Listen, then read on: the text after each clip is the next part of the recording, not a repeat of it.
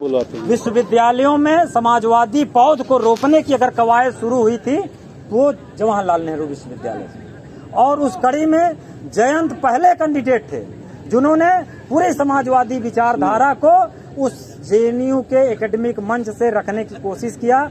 और 18 में पहली बार, चाहे वो आरजेडी के रूप में शुरू हुआ, लेकिन वो समाजवाद की एक धारा थी जिसकी आज शाखाएं अलग अलग कैंपसेस में, अलग अलग कॉलेजेस में हैं। तो बुलाते हैं पहले तो सबसे पहले की कड़ी में हम उसी क्रम में जयंत जिज्ञासु भाई को संक्षिप्त शब्दों में सुनिए तो उनको पहले करवा दीजिए, हमारे साथ इनको करा दीजिए, आराधना करा दीजिए, कोई बात नहीं जो है। कोई नहीं जयंत भाई, मैं गुजारिश करता हूं आप जो है अपनी बात रखें, इसके बाद आराधना और भी साथी जो लोग बात रखना चाहते हैं वो रखेंगे, फिर जो है कल्मिनेट करेंगे हम। शिवम तुम इधर आओ, इधर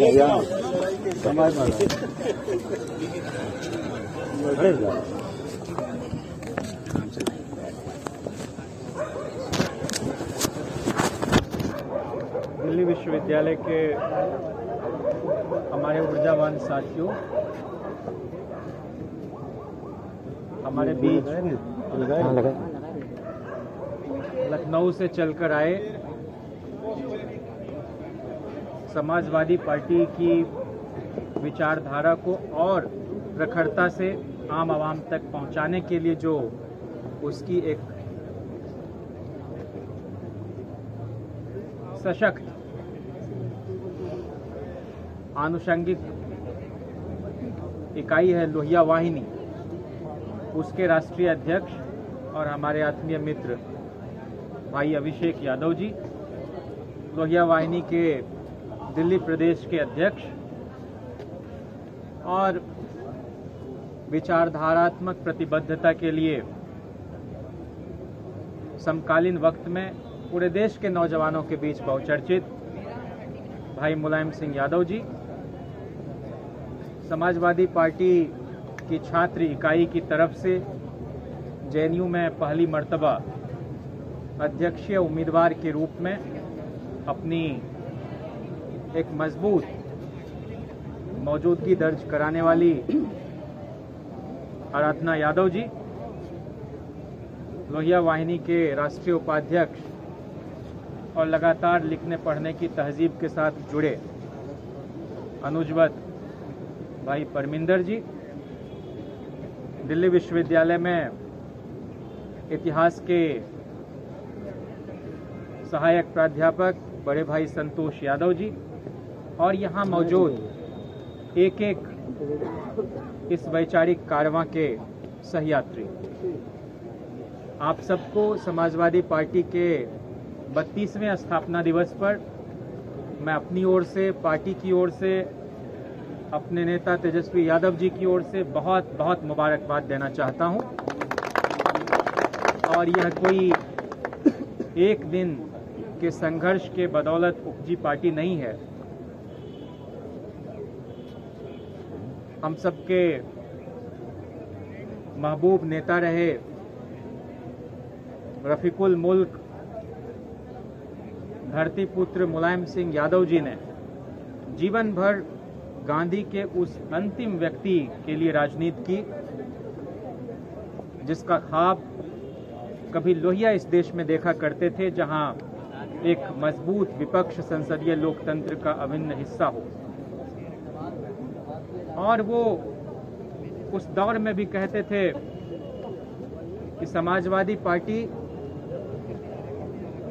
बख्शिश की राजनीति नहीं करती, समाजवादी पार्टी एक ऐसा समाज बनाना चाहती है जिसमें किसी को किसी के आगे हाथ न फैलाना पड़े, न सर झुकाना पड़े, लोग अपने पैरों पर खड़े रह सकें।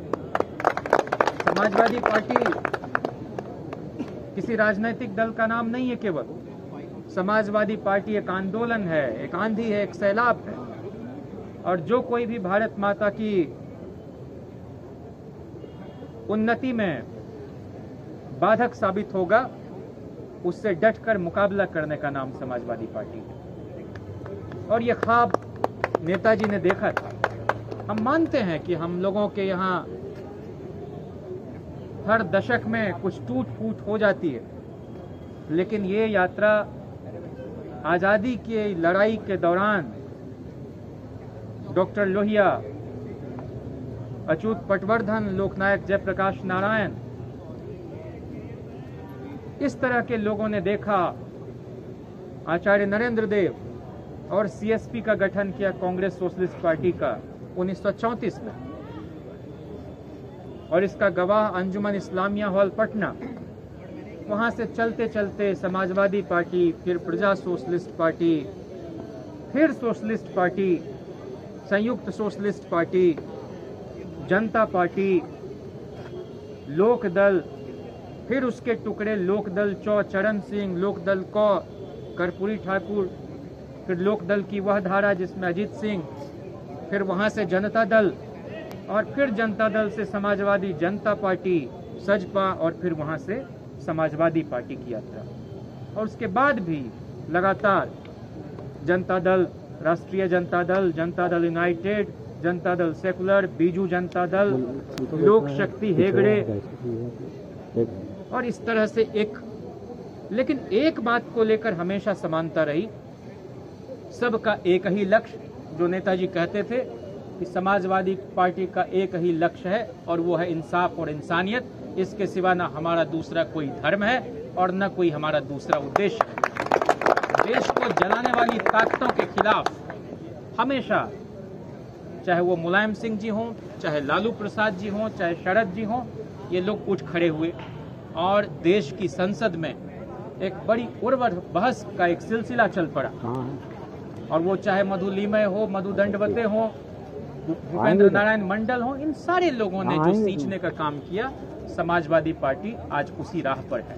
और कहते हैं कि जो संस्थापक अध्यक्ष जहां तक, जिस मकाम तक ले जाए लड़ाई को, उनके आने वाले लोग उससे आगे उस यात्रा को बढ़ाएं, तभी उनको सच्ची श्रद्धांजलि होती है। अभिषेक जी है, और हम लोग गए थे नेताजी की जयंती पर पिछले बरस 23 में, और अभी माननीय राष्ट्रीय अध्यक्ष जो जी हैं अखिलेश यादव जी, पूर्व मुख्यमंत्री उत्तर प्रदेश के, लंबी बातचीत चल पड़ी और नेताजी के जीवन से जुड़े हुए बहुत अनछुए पहलू।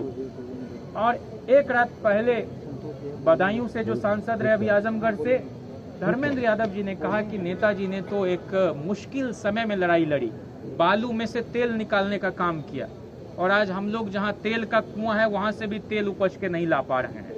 सच्ची श्रद्धांजलि तो तब होगी जो 2004 में समाजवादी पार्टी के सांसद जितने जीत के आए थे उससे ज्यादा 2024 में जीत जाए। और ये बात सच साबित हुई। पीडीए का फॉर्मूला कामयाब हुआ। उपेक्षित, वंचित, शोषित, लांछित, उपासित लोगों ने, प्रगतिशील लोगों ने बड़े पैमाने पर समाजवादी पार्टी को समर्थन दिया, और अखिलेश यादव जी ने नेताजी से भी आगे ले जाकर उस पार्टी को देश की राजनीति में स्थापित करने का काम किया। आपको हैरत होगी कि एक साक्षात्कार में, और जिसमें पत्रकारिता के किसी पेशे में काम करने के लिए पूछा, एक संयोग से यादव जाति में पैदा हुए एक पत्रकार से, जिन्होंने अनिल चमरिया, जितेंद्र कुमार के साथ न्यूज रूम डाइवर्सिटी सर्वे किया, उनसे कहा कि आपको मुलायम सिंह यादव पसंद है कि शरद यादव पसंद है कि लालू प्रसाद पसंद है। उन्होंने बड़ा दिलचस्प जवाब दिया कि यही बात अगर मैं आपसे पूछूं कि आपको नरसिम्हा राव पसंद है कि राजीव गांधी पसंद है कि अटल बिहारी वाजपेयी पसंद है, तो आपका क्या जवाब होगा? जबकि अलग अलग समय पर नरसिम्हा राव ने भी अपना संवैधानिक दायित्व नहीं निभाया, हथौड़े पड़ते रहे, इस देश की मुश्तरका तहजीब लहूलुहान होती रही, और प्रधानमंत्री आवास में प्रधानमंत्री सोते रहे। वहीं पर अटल बिहारी वाजपेयी ने हजारों निरपराध, निर्दोष लोगों को नेली में से कर जो हुआ आसाम में, एक भड़काऊ भाषण देकर नरसंहार करवाया, ये भी उनके ही खाते में है। और बाबरी मस्जिद को ढाने में भी उकसाऊ भाषण।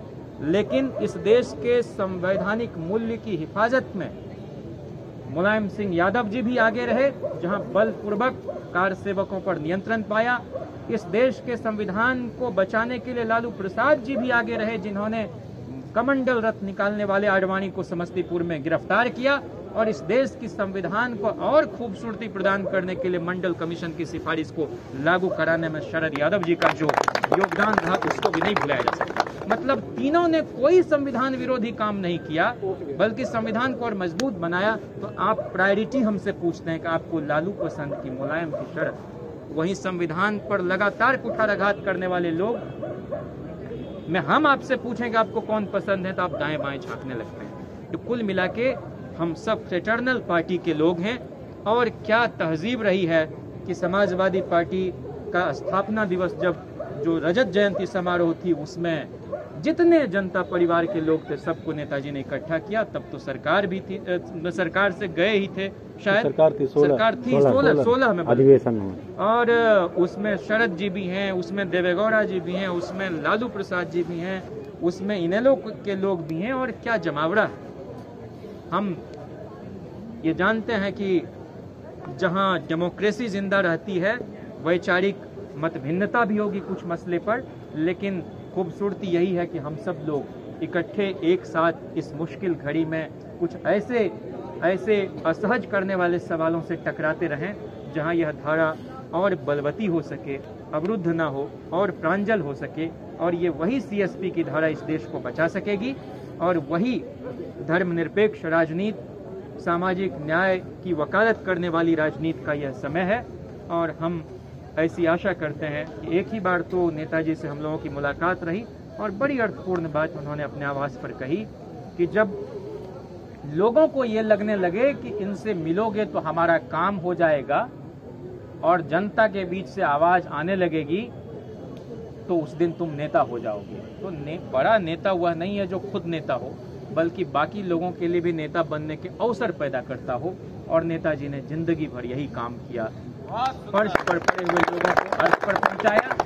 और उत्तर प्रदेश जैसे देश के सबसे बड़े सूबे में सामाजिक जहां विषमता की खाई इतनी गहरी है वहां भी समाजवाद के लौ को जिंदा रखा। हम उनको अपनी खिराजे अकीदत पेश करते हुए समाजवादी पार्टी के और भी उज्जवल भविष्य की कामना करते हुए इस उम्मीद के साथ कि एक दिन आएगा जब किसान का बेटा एक बार फिर से इस देश का बजट बनाएगा और लाल किले पर चढ़ के झंडा फहराएगा, हम वो दिन भी देखना चाहते हैं। और समाजवाद ही इस देश को समता के राह पर ले जा पाएगा और समाजवाद ही एकमात्र भविष्य हमें दिखाई पड़ता है। आप सबका बहुत शुक्रिया। और अभिषेक भाई का इस दिल्ली विश्वविद्यालय के प्रांगण में एक बार फिर हम सब लोग बहुत ही इस्तकबाल और खैर मकदम करते हैं। आप बार बार इस आंगन में आते रहें। और समाजवादी पार्टी, सच कहते थे नेताजी कि जब तक नौजवान इस पार्टी में है, युवजन है, समाजवादी पार्टी कभी बूढ़ी नहीं होगी। इस पर यही तरुणाई अंगड़ाई लेती रहे। आपका बहुत शुक्रिया। इंकलाब जिंदाबाद, समाजवादी पार्टी जिंदाबाद, नेताजी जिंदाबाद, लालू शरद जिंदाबाद, चरण सिंह अमर रहें, डॉक्टर लोहिया अमर रहें। बहुत शुक्रिया भाई जयंत जी। जैसा कि इनकी बात से ही हमने कि ये विश्वविद्यालय में जब हमारा सपना था कि समाजवाद जब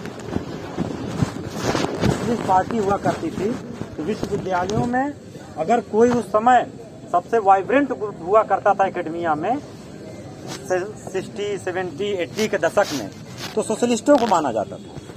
कम्युनिस्ट संगठन और सोशलिस्ट संगठन दो ही संगठन विश्वविद्यालयों में होते थे और दोनों की आपस की बड़ी गहरी वैचारिक मतभेद होते थे और दोनों में काफी जो है टकराहट होती थी। तो हम लोगों की कोशिश थी कि जब पहली बार हम लोग विश्वविद्यालय में आए तो हमारे दल या हमारी विचारधारा, हमारी समाजवादी विचारधारा नहीं दिखती थी।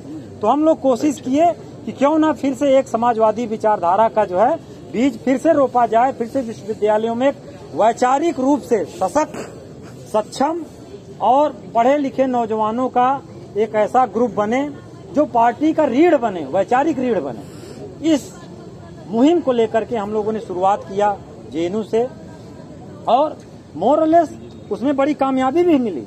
आज हम चाहे वो कम्युनिस्ट को मानने वाले लोग हों या आरएसएस विचारधारा के मानने वाले लोग हों या फिर कांग्रेस के मानने वाले लोग हों, उन सब के बीच में हमारी बराबर की उपस्थिति है और बराबर का इंटरवेंशन भी है। और ये लंबे समय के इस दखल के बाद, हमारे वैचारिक दखल के बाद, क्योंकि विश्वविद्यालय आपके वैचारिक दखल के अड्डे होते हैं। यहाँ पर आप वैचारिकी से प्रभावित कर सकते हैं। यहाँ पर आप जो है ये खास करके मैंने शुरू में कहा कि दिल्ली विश्वविद्यालय हो या दिल्ली स्टेट अपने आप में हो, दिल्ली स्टेट की कार्यशैली उत्तर प्रदेश की कार्यशैली नहीं हो सकती, या मध्य प्रदेश की कार्यशैली नहीं हो सकती, हरियाणा की कार्यशैली नहीं हो सकती। हर स्टेट का अपना अलग नेचर होता है और आपको एक असली सोशलिस्ट की जो परिभाषा है वो यही है, जो एक्चुअल मटेरियल कंडीशन को एनालिसिस करके उसके हिसाब से जो है रणनीति तय करे। वो रणनीति जेएनयू में अलग बनाई गई, दिल्ली विश्वविद्यालय में अलग बनाई गई और यह लोग मानने लगे कि कहीं न कहीं समाजवादियों का दखल अब विश्वविद्यालयों में बढ़ रहा है। इसलिए इस दखल को जो हम लोग और मजबूत करें और ज्यादा वैचारिक रूप से इंटरवेंशन करें। इस कड़ी में मैं समाजवादी छात्र सभा के पहली कैंडिडेट आराधना यादव को बुलाना चाहता हूं कि संक्षिप्त में अपनी बात रखें और उसके बाद बाकी साथ।